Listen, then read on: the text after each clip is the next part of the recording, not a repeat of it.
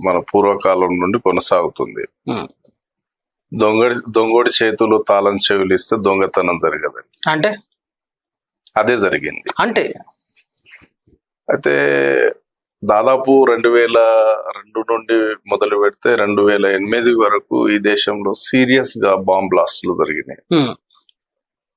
ఎక్కడో ఒక దగ్గర దేశంలో బాంబు పేలాలా, కొంతమంది చనిపోవాలా, చాలా మంది గాయాలవ్వాలా, వెంటనే ఇంటెలిజెన్స్ బ్యూరో అలర్ట్ అయిపోయి ఫలానా సిమియా ఆర్గనైజేషన్, ఫలానా ఇండియన్ ముజాహిద్దీన్ ఆర్గనైజేషన్ అని రకరకాల ఆర్గనైజేషన్ పేర్లు చెప్పాలా, ముస్లిం కుర్రాలను ఎత్తికెళ్ళి వాళ్లకు తీవ్రవాద కేసులు జైల్లో బంధించాలా, ఇవన్నీ ఒక క్రమంలో జరుగుతూ వచ్చింది 2002 నుండి 2008 వరకు.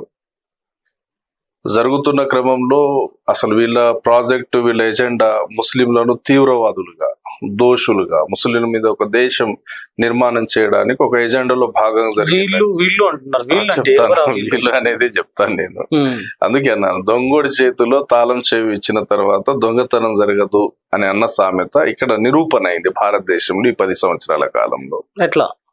అయితే ఈ సీరియస్ బాంబ్ బ్లాస్టింగ్స్ లో 2006లో ఒక సంఘటన జరిగింది.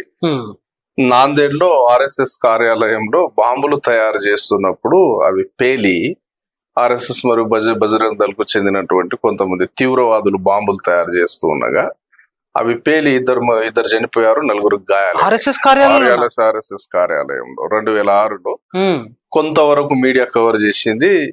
ఏదైతే 2002 నుండి సీరియస్ గా బాంబ్ బ్లాస్టింగ్ జరుగుతున్నప్పుడు మీడియా చేసిన హంగామా ఏదైతే ఉందో, ఈ 2006లో ఆర్ఎస్ఎస్ కార్యాలయంలో బాంబు పేలుడిని పెద్దగా చూపించలేదు, కొన్ని రోజుల్లో జనం మర్చిపోయినరు.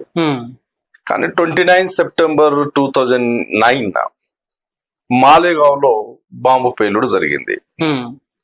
మహారాష్ట్ర మాలేగావ్ లో బాంబు పేలుడు జరిగిన తర్వాత చాలా మంది చనిపోయారు, చాలా మంది గాయాలైనాయి.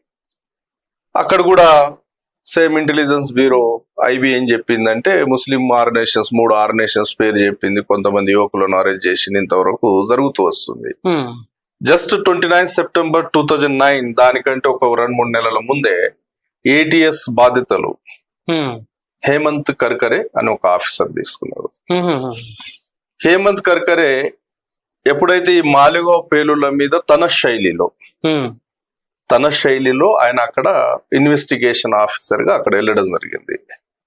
వెళ్ళిన తర్వాత అక్కడ బాంబు పేలుడు ప్లేస్ నుండి ఒక బైక్ ను రికవర్ చేసిండ్రు. ఆ బైక్ లోనే ఆర్డిఎక్స్ ను పెట్టి పేల్చారు.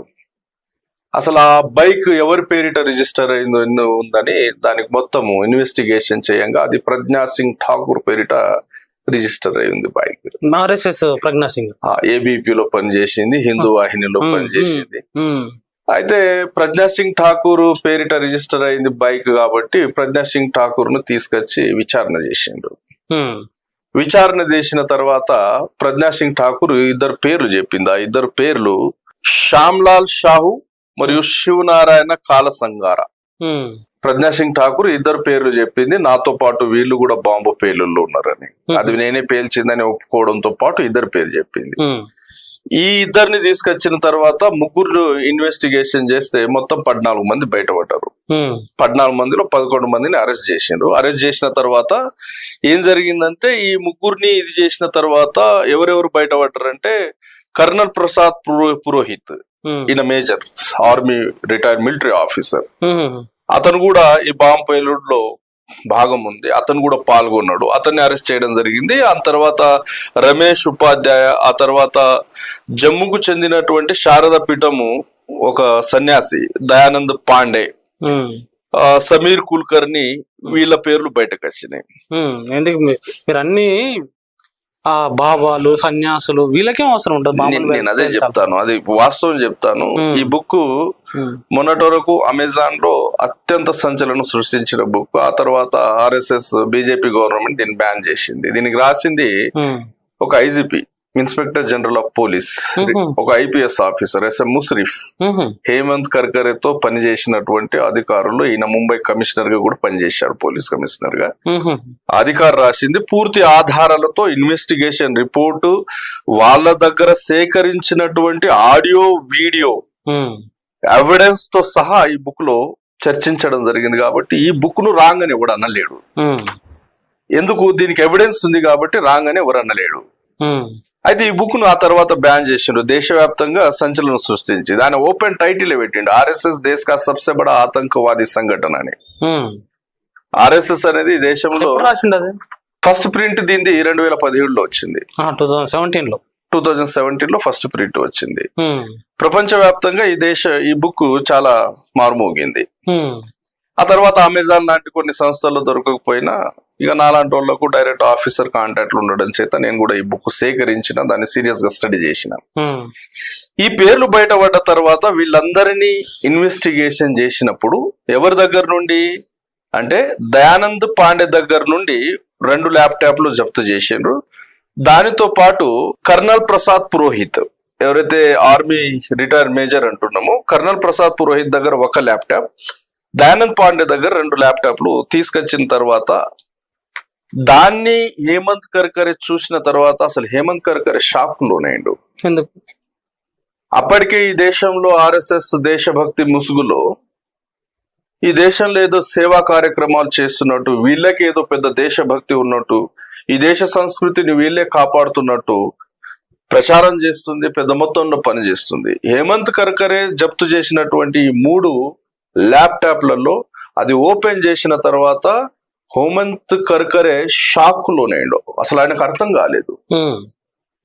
ఆర్ఎస్ఎస్ ఆధ్వర్యంలో నడుస్తున్నటువంటి అభినవ్ భారత్ లాంటి సంస్థలు, ఆర్ఎస్ఎస్ డైరెక్షన్ లో పనిచే అభినవ్ భారత్, బజరంగ్ దళ్ లాంటి సంస్థలు, ఈ దేశంలో పేలిన ప్రతి బాంబు కూడా ఆర్ఎస్ఎస్ పేల్చిందని హేమంత్ కర్కరే ఆ 3 ల్యాప్టాప్ లో ఉన్నటువంటి ఇన్ఫర్మేషన్ ను బట్టి నిర్ధారణ చేశాడు. నిర్ధారణ చేయడంతో పాటు ముంబై హైకోర్టులో ఛార్జ్ షీట్ ఫైల్ చేసేటప్పుడు కానీ దాంట్లో మొత్తం ఆ 3 ల్యాప్టాప్ లో 40 ఆడియో వీడియోలు ఉన్నాయి. ఆ 40 ఆడియో వీడియోలో 3 ఆడియో మరియు వీడియోలు దాన్ని వర్డ్స్ లో కన్వర్ట్ చేసుకొని ముంబై హైకోర్టు కు సబ్మిట్ కూడా చేయడం జరిగింది. చార్జ్ షీట్ లో ఆర్ఎస్ఎస్ పేల్చిందా బాంబు? ఆర్ఎస్ఎస్ పేల్చింది. దేశంలో పేలిన ప్రతి బాంబు 2008లో హేమంత్ కర్కరే మాలేగావ్ బాంబు పేలుణ్ణి తనదైన శైలిలో ఇన్వెస్టిగేషన్ చేసినప్పుడు వీళ్ళందరూ బయటపడ్డప్పుడు వీళ్ళ దగ్గర నుండి సేకరించినటువంటి ల్యాప్టాప్ లో వాళ్ళు జరిపినటువంటి మీటింగ్లు ఏవైతే ఉన్నాయో రికార్డ్ అయి ఉన్నాయి. ఆ రికార్డ్ అయిన మీటింగ్స్ ను చూసి హేమంత్ కర్కరే షాక్ అయిపోయాడు. ఈ దేశంలో పేలిన ప్రతి బాంబు కూడా ఆర్ఎస్ఎస్ పేల్చింది. హైదరాబాద్ లో పేలిన బాంబులు ఆర్ఎస్ఎస్ పేల్చింది. అజ్మీర్ లో పేలిన బాంబు ఆర్ఎస్ఎస్ పేల్చింది. మొత్తం ఇన్ఫర్మేషన్ ఆ ల్యాప్టాప్ లో ఉంది. ఆ ల్యాప్టాప్ ను సేకరించాడు, దాన్ని వర్డ్ లో కన్వర్ట్ చేశాడు.